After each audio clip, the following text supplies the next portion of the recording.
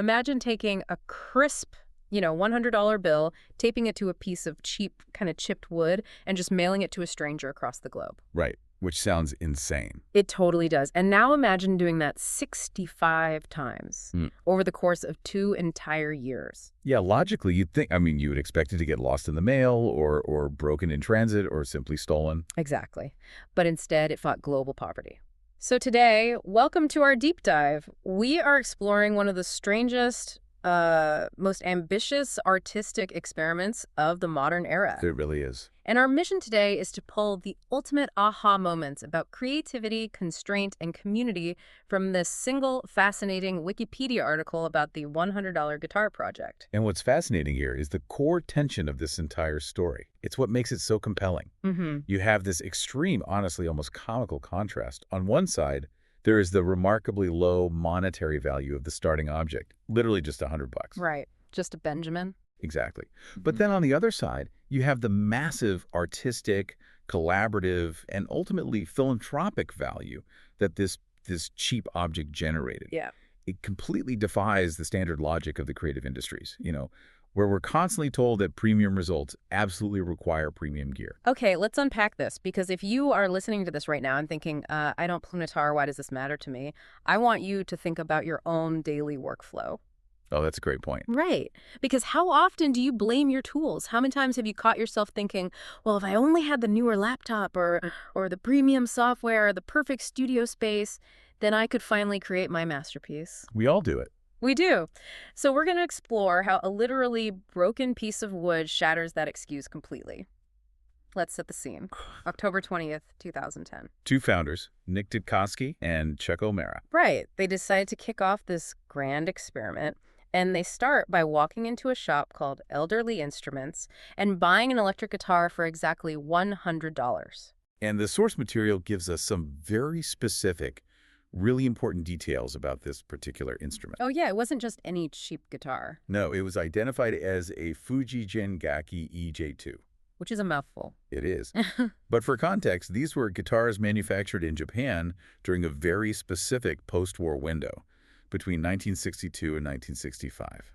So we're talking vintage, but not good vintage. No, not at all. This was an era when Japanese factories were pumping out massive quantities of beginner instruments for export. They were not crafting high-end, resonant masterpieces here. They were building budget-friendly catalog guitars. Exactly. They often had thick, really uncomfortable necks, cheap hardware, and strings that sat a mile above the fretboard. Ugh, meaning it physically hurts to press them down. Right, making them physically difficult to play. So already we are dealing with an instrument that kind of fights back when you try to use it, but the source mentions a detail that is, it's far more crucial than the fact that it was just a cheap 60s catalog guitar. The missing piece. Yes.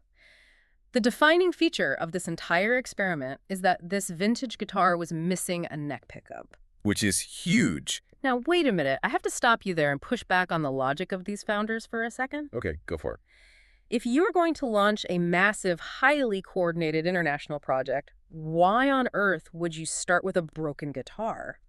Well, a missing pickup isn't just a cosmetic scratch, right? You can't just polish it out. It's like handing a master chef a heavily chipped frying pan, a blunt knife, and a basket of bruised ingredients and saying, let's see if you can still cook me a Michelin star meal. That's actually a perfect analogy. Why not just spend an extra $50 and get something that actually functions properly? Well, to understand the brilliance of that decision, you have to look at the mechanics of what a neck pickup actually does on an electric guitar. Okay, lay it on me. So electric guitars typically have magnetic pickups placed under the strings to capture the vibrations. Right, and they turn them into an electrical signal? Exactly. And the position of those pickups changes everything about the sound. Oh, interesting. Yeah, so a pickup located down by the bridge of the guitar captures the strings where they're the tightest. That produces a really bright, sharp, kind of twangy sound. Like a classic country music guitar lick? Spot on. But the pickup up near the neck, the one that's missing here, that captures the strings where they vibrate the widest. Oh, okay, so what does that sound like? That produces a warm, bass-heavy, round, smooth tone. Think of a mellow jazz solo. Oh, I see. So by removing the neck pickup entirely, Didkovsky and O'Mara essentially ripped the bass knob off the stereo. Wow, so they forced every single player into this bright, teeny, treble-heavy sonic space. Right. You're just stuck with that sharp bridge sound, whether you like it or not. Precisely. If we connect this to the bigger picture, it's a forced limitation. And there's an immense psychological power in that kind of constraint. How so? Well, think about how a professional musician usually operates. Oh, right. They have their favorite custom guitars. They're meticulously organized pedal boards, their preferred amplifiers. Yeah, they have a whole sonic comfort zone they've spent decades building. Exactly. And handing them a guitar missing its neck pickup strips all of that away. Every single player who touched this instrument had to figure out how to navigate the exact same physical and sonic handicap. They couldn't just rely on their standard playing habits? No, they couldn't. Wait, physics is physics, right? You can't just improvise your way out of a bad electrical signal or a warped piece of wood. Didn't these master musicians just get, like, incredibly frustrated? Frustration is actually an incredible fuel for innovation. Really? Yeah. When you can't rely on your usual tricks, when you can't just flip a switch to get that warm tone you usually lean on, you have to change your physical approach. Oh, I get it. Like, maybe you pluck the strings differently. Exactly. Or maybe you use an odd object to strike them, just to fight the instrument a little bit. Yeah. In that friction, you get a performance that is deeply raw and authentic. The constraint becomes the catalyst, which means the chipped frying pan actually forces the chef to invent a completely new cooking technique rather than just recreating their standard menu. That's exactly what happened. But that physical handicap is only half the battle. Because it's one thing to fight a broken guitar in the safety of your own padded recording studio. Right. It's entirely another to have the mail carrier drop it on your porch with a ticking clock. All the logistics are wild. This brings us to the journey itself. Over the course of 2 years, this $100 Japanese guitar traveled 30,000 miles. That's, crisscrossing the U.S. and Europe. Yeah. 30,000 miles for a cheap piece of vintage wood is a staggering logistical feat. It really is, especially when we remember the context of shipping an instrument. Right, they're delicate. Very. Guitars are highly susceptible to changes in humidity, temperature, atmospheric pressure. They warp their next bow. Just from sitting in a room sometimes. Exactly. Now imagine throwing an already cheap, fragile 1960s instrument into the international postal system. Oh, man. From the freezing cargo hold of an airplane over the Atlantic to the humid back of a delivery truck in the American South. Here's where it gets really interesting to me. I want you, the listener, to think about the low-level anxiety you feel when you're just waiting for a standard package to arrive. Oh yeah, constantly refreshing the tracking number. Yes. Now imagine that the package is a one-of-a-kind art project that dozens of famous people are waiting for. The anxiety of being the person who accidentally breaks it or loses it must have been paralyzing. Absolutely paralyzing. But what that 30,000-mile journey represents is an unbelievable chain of trust. Yeah, because there's no corporate safety net here. None.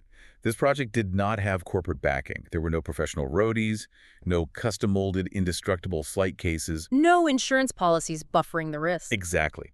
This was a vulnerable object being passed from hand to hand through regular mail across international borders. Yeah. It relied entirely on the integrity of the participants. Wow. If one person forgets to ship it, or leaves it in a hot car, or loses the customs forms, the entire project dies instantly.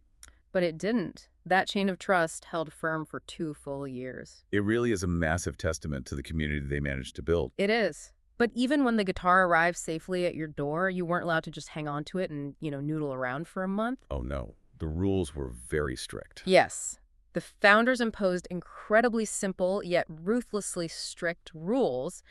The time limits for the recorded pieces ranged from just a few seconds to an absolute maximum of 3 minutes. Just 3 minutes. And once you finished your recording, you had to physically sign the guitar and immediately pass it on to the next person.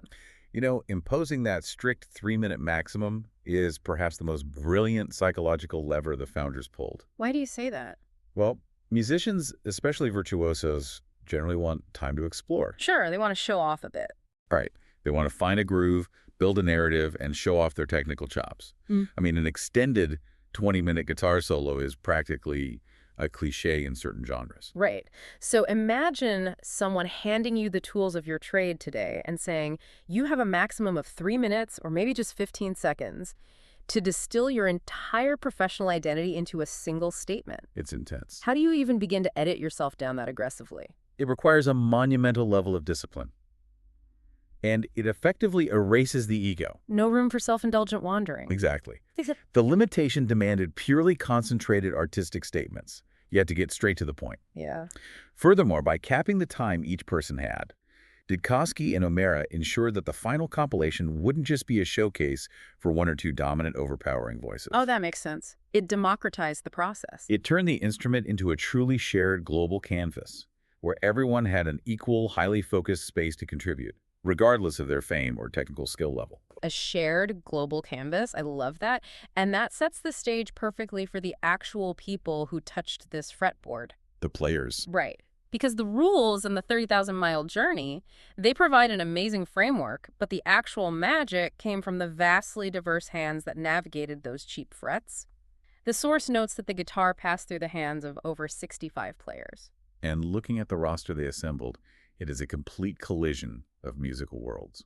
Let's actually look at some of these names because the source specifically highlights a few to illustrate this incredible variety. We're talking about Alex Skolnick, Nels Cline, Fred Frith, Mike Keneally, Janet Feder, and Keith Rowe, among others. It's an insane lineup. It really is. If you aren't deep into guitar culture, you really need to understand the whiplash of putting these specific people in the same project. Yeah, the contrast is huge. Looking at this list, you've got Alex Skolnick, who is a literal heavy metal thrash legend from the band Testament. Right. He is used to playing blazing fast, aggressive, highly technical music. And then right next to him, you have someone like Nels Cline from the band Wilco. Totally different vibes. Completely. He's famous for these sprawling, atmospheric, effects-heavy indie rock soundscapes. Yeah. Or you look at Keith Rowe, who is a pioneer of avant-garde experimental noise. Oh, yeah. His stuff is wild. Rowe is known for treating the guitar more like a tabletop synthesizer, using radios, springs, and objects to create sound rather than traditional strumming. And they're all forced to use the exact same $100 piece of junk. Yes. It makes me think of an analogy. The physical body of this Fuji Gen guitar essentially became a traveling audio guest book. I like that. But it's like being asked to paint a masterpiece, and when the canvas arrives in the mail, the person before you left it covered in wet neon pink paint. You can't ignore it. No, you can't ignore what they did. You have to incorporate their mess, their constraints into your own brushstrokes. That visual is incredibly accurate, especially because of the rule requiring each player to sign the guitar. Oh, right. This raises an important question. How does a single cheap piece of wood absorb the stylistic imprints of 65 different masters? It wasn't a blank slate for player number 30 or player number 60. By the time the guitar reached the middle of the roster, its body was literally covered in the physical signatures of the previous musicians. Just imagine that. You open the cardboard box, pull out this beat-up guitar with a gaping hole where the neck pickup should be, and you see the Sharpie signatures of heavy metal icons and jazz legends staring right back at you. That creates a profound silent dialogue. A silent dialogue. Yeah. You are physically confronting the ghosts of the people who played it before you. You aren't just playing a solo in a vacuum anymore. You are participating in a conversation. That's gotta be intimidating. It likely created a deep sense of reverence and pressure.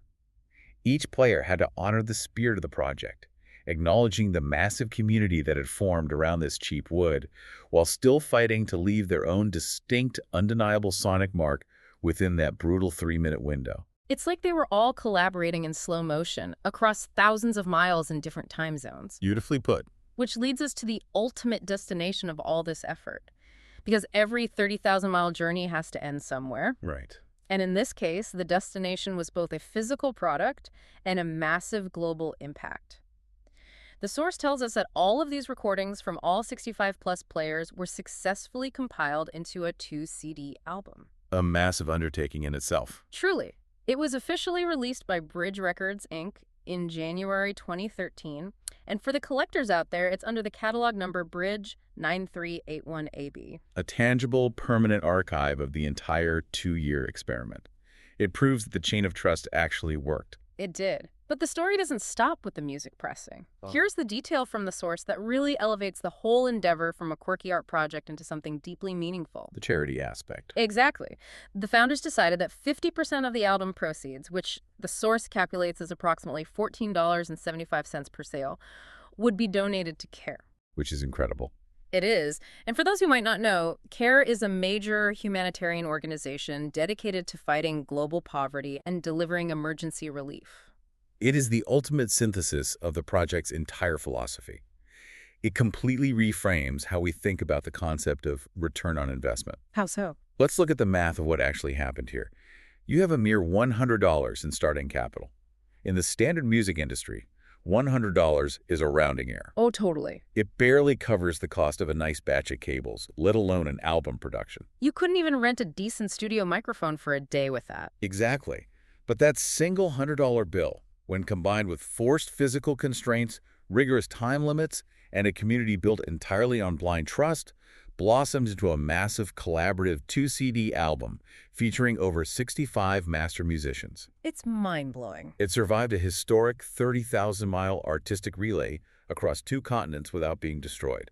And most importantly, it resulted in a tangible, ongoing financial contribution to fighting global poverty. Turning a cheap, unplayable catalog guitar into a weapon against poverty is an almost incalculable return on investment. Truly, it takes an object that modern consumer culture would define as absolute garbage, a piece of wood destined for a landfill, and proves that its true value was just waiting to be unlocked by human creativity. So what does this all mean?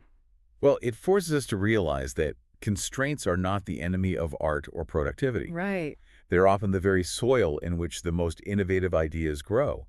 The missing neck pickup, the 3-minute timer, the sheer logistical terror of the international mail system, those weren't obstacles preventing the project from being good. No, they weren't. They were the very mechanisms that made the project great. So let's recap this incredible timeline really quick. We started in October 2010 with Nick Didkovsky and Chuck O'Mara walking into Elderly Instruments and walking out with a deeply flawed $100 Fuji Gen Gakki EJ-2. A truly humble beginning. We watched as that cheap piece of wood survived a 30,000-mile journey, passing through the mail into the hands of over 65 diverse musical masters, from thrash metal legends to avant-garde noise pioneers. Quite the road trip. We saw how those players navigated the missing neck pickup and the strict 3-minute time limit, absorbing each other's styles and physical signatures. And we saw it all culminate in a 2013 double CD release on Bridge Records, transforming a modest experiment into a philanthropic engine for CARE. It is a phenomenal reminder that the magic is never in the tool itself. The magic is entirely in the hands that hold it, the community that shares it, and the constraints that force you to look at it differently. Which brings us to the end of our deep dive into the $100 guitar project today. But before we wrap up, I want to leave you, the listener, with a final lingering thought to mull over. A little homework. Exactly. We've talked a lot about the master musicians who face down this flawed instrument, but bring this back to your own life, your own career, your own hobbies. If you were unexpectedly handed an imperfect $100 tool of your own trade today, whether that's a glitchy, outdated laptop, a cheap fraying set of paintbrushes, or a chipped frying pan, and you were given only 3 minutes to use it, what unique, undeniable mark would you leave on it before passing it to the next person?